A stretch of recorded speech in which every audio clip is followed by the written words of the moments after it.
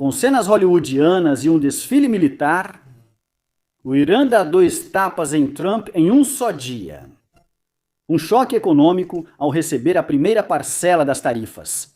A travessia passou a ser oficial e um duro golpe militar ao apreender navios em plena luz do dia. A pergunta que todos evitam hoje é: se Trump controla o Estreito de Hormuz, como ele diz e como alguns afirmam, por que os navios hoje pagam taxas ao Irã e não aos Estados Unidos? Onde desapareceram os mitos americanos? Por que Trump agora implora por uma vitória ilusória? Por que os Estados Unidos estão em apuros e não querem o retorno da guerra de forma ainda mais intensa? Todas essas são perguntas que responderemos hoje. Mas depois deste intervalo, fiquem conosco.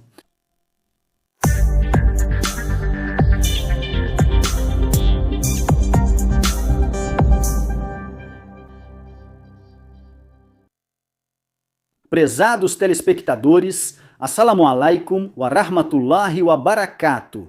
E sejam bem-vindos hoje a este novo encontro, se Deus quiser, da série de episódios Opinião, que sempre dedicamos para acompanhar os últimos desdobramentos desse conflito que ocorre no Oriente Médio entre o Irã e a coalizão Epstein. Depois dessa ausência, estamos de volta novamente, prezados telespectadores. Talvez eu esteja começando a recuperar um pouco a minha voz, espero corresponder às expectativas de vocês. Hoje há desenvolvimentos interessantes acontecendo, porque ontem, prezados telespectadores, houve uma grande humilhação sofrida pelos Estados Unidos, especialmente pelo presidente americano Trump, porque esses acontecimentos revelam, em especial, as mentiras de Trump.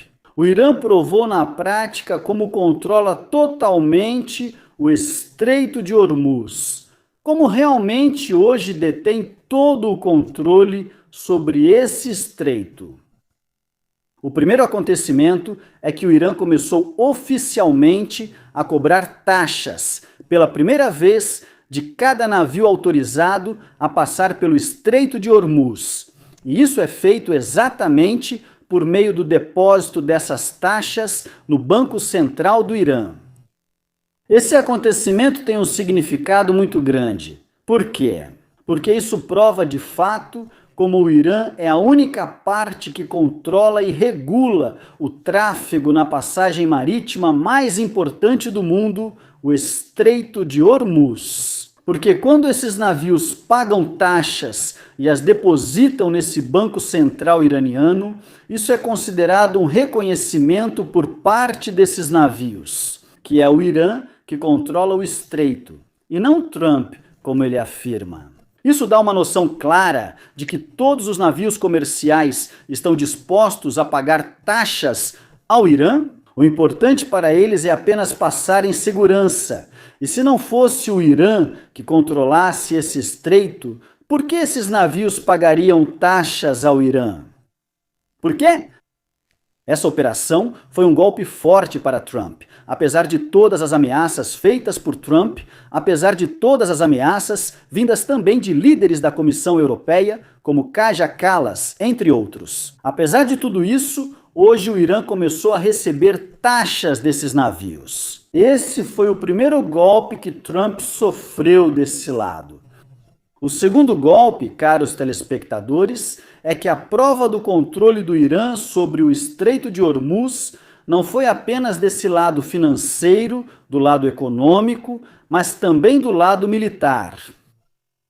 Quando as forças navais iranianas apreenderam ontem 2 navios no Estreito de Hormuz, um navio grego e um navio panamenho. E talvez vocês não saibam que hoje houve outros navios que foram apreendidos, ou seja, navios que não obtiveram permissão do Irã para passar pelo Estreito de Hormuz. Então foram apreendidos, foram interceptados e apreendidos. Então, o golpe iraniano não foi apenas a apreensão desses navios, mas também uma demonstração de força militar. O Irã filmou essa operação de apreensão dos navios de forma hollywoodiana, com câmeras e forças militares. Isso foi como uma série de mensagens fortes, mensagens claras, vindas do Irã. Primeiro, ninguém atravessa o Estreito de Hormuz sem a aprovação do Irã, sem coordenação direta com o Irã. E em segundo lugar, isso veio das forças navais iranianas, sobre as quais Trump disse que as havia eliminado completamente. E em terceiro lugar, desta vez não foi um ataque aos navios, ou seja, usando drones suicidas ou mísseis. Foi a apreensão desses navios usando barcos e forças navais com alto nível de profissionalismo, como mostram esses vídeos. E tudo isso em plena luz do dia.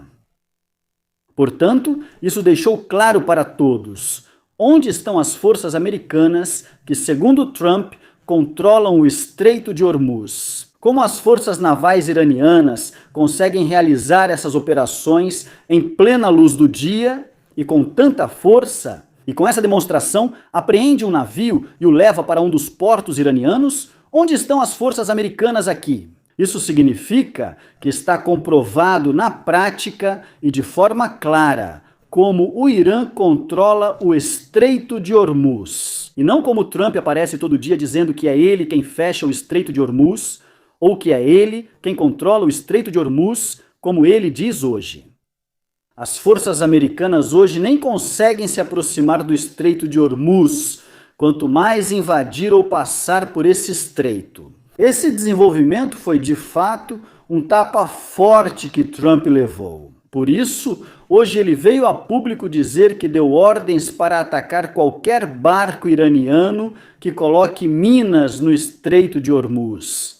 Na verdade, para ser justo, ele deu ordens para atacar qualquer barco que esteja no Estreito de Hormuz. Para que operações como essas não se repitam, ou seja, a apreensão de navios por parte do Irã, Trump quer evitar isso. Para encontrar um pretexto que ele acredita que pode evitar o retorno da guerra, ele quer atacar esses barcos sob o pretexto de que estão colocando minas marítimas, porque ele realmente não quer que a guerra volte de novo. Se um barco for bombardeado, esse barco estava indo em direção ao navio apreendido. Talvez o Irã responda então: Trump tem hoje um grande receio do retorno da guerra, porque o Irã lhe deu uma lição que ele nunca vai esquecer. Não é do interesse dele de jeito nenhum o retorno da guerra. Não é do interesse dos Estados Unidos, de modo geral, o retorno da guerra. Os Estados Unidos estão em uma verdadeira enrascada por causa do Trump hoje. Por isso, o que todos devem entender hoje é que essa trégua que estamos vivendo agora é do interesse do Irã. Não é do interesse dos Estados Unidos, não é do interesse da aliança Epstein. Por que eu digo isso? E prestem bastante atenção ao que vou dizer. O Irã, agora, após essa trégua, está reorganizando suas cartas novamente, está reanalisando os resultados de 40 dias de guerra, está reavaliando essa experiência. Como foram os ataques com mísseis? Como o conjunto das questões militares está redesenhando a estratégia militar hoje, está reavaliando o seu estoque militar, ou seja, está redistribuindo as plataformas de lançamento de mísseis, talvez até renovando esse estoque com mísseis que podem ser mais poderosos, mais eficazes. Ou seja, depois dessa experiência que viveu durante 40 dias, de forma prática no campo. Enquanto isso, quando falamos sobre a aliança Epstein em geral, qual é o pensamento predominante hoje em dia? Que essa aliança também está reorganizando suas cartas novamente ao enviar novos radares para a região, radares que foram destruídos por Epstein. O Irã está reenviando mísseis interceptadores que foram esgotados na região, ou seja, renovando o estoque americano de mísseis na área. Esse é o pensamento predominante hoje em dia.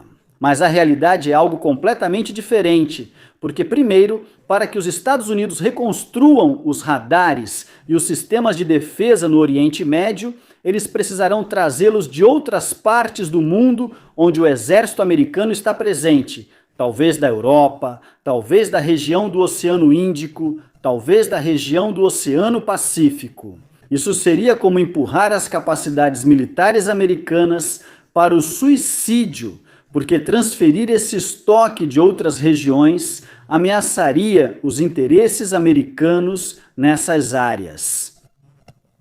Isso só as tornaria vulneráveis novamente ao desgaste pelas mãos do Irã. Para o lado do Irã, qualquer continuação da guerra por mais algumas semanas significa um desgaste cada vez maior das capacidades militares americanas. Depois, quando esses radares que o Irã destruiu nesta guerra forem reconstruídos, assim como os sistemas de defesa e assim por diante, isso teria algum valor para os Estados Unidos ou para a aliança Epstein? De modo geral, de jeito nenhum, isso só vai dar ao Irã novos alvos, alvos prontos para serem bombardeados com mísseis e drones. Essas bases militares americanas na região hoje se tornaram o maior fardo para os Estados Unidos. Porque o que nem Trump, nem todas as agências de inteligência do mundo esperavam era que a resposta iraniana nesta guerra fosse da forma que vimos, atacando e mirando essas bases militares localizadas nos territórios dos países do Golfo. Eles achavam que essas bases militares americanas continuariam seguras, porque o Irã não seria capaz de atacá-las, para não provocar a ira desses países, como Emirados Árabes Unidos, Bahrein, Kuwait, Arábia Saudita e assim por diante. Então o Irã surpreendeu a todos eles, surpreendeu quando atacou essas bases e, mais do que isso, quando os atingiu diretamente. E mesmo enquanto se escondiam em quartos de hotéis com ar-condicionado hoje, os Estados Unidos não podem cometer o mesmo erro novamente. Os Estados Unidos não podem reconstruir suas capacidades militares lá da mesma forma, para que o Irã as ataque novamente, para que fiquem vulneráveis aos mísseis iranianos, para que sejam novamente alvos fáceis, alvos claros, com coordenadas conhecidas pelas forças iranianas. Portanto, aqui concluímos que essa trégua beneficia o Irã, permitindo que ele reorganize suas forças, enquanto não traz nenhum benefício para os Estados Unidos. É só isso. Donald Trump queria essa trégua apenas para parar o desgaste, para chegar a um acordo com o Irã.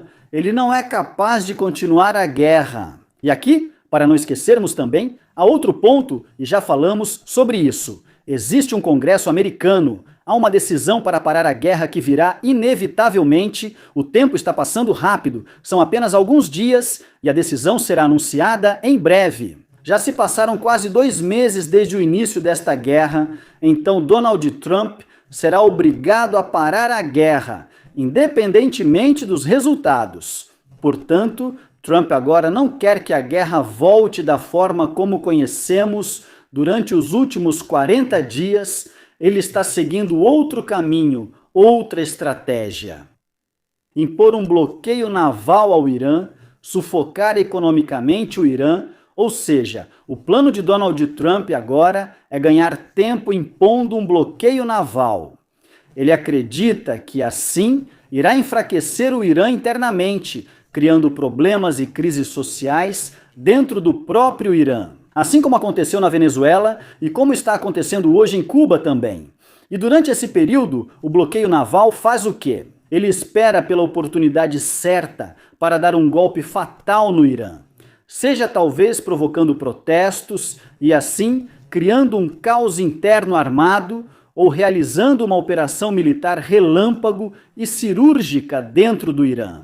Esse é exatamente o plano de Trump agora, enquanto ele tenta ao máximo evitar voltar à guerra novamente.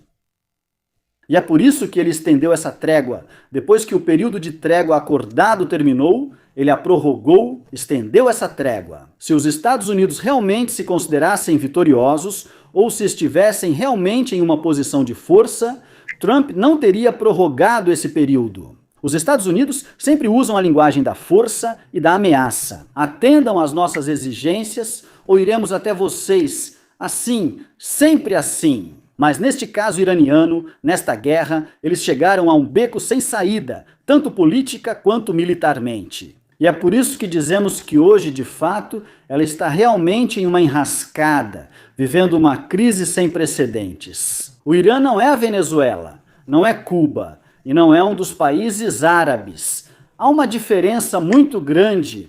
Os Estados Unidos perderam a Guerra do Vietnã, embora não tenham perdido nenhuma batalha dessas durante a Guerra do Vietnã. Os Estados Unidos também, e a União Soviética também, perdeu na Guerra do Afeganistão, embora eles também não tenham perdido em nenhuma das batalhas. Então hoje, a mesma coisa está se repetindo com o Irã também. Por quê?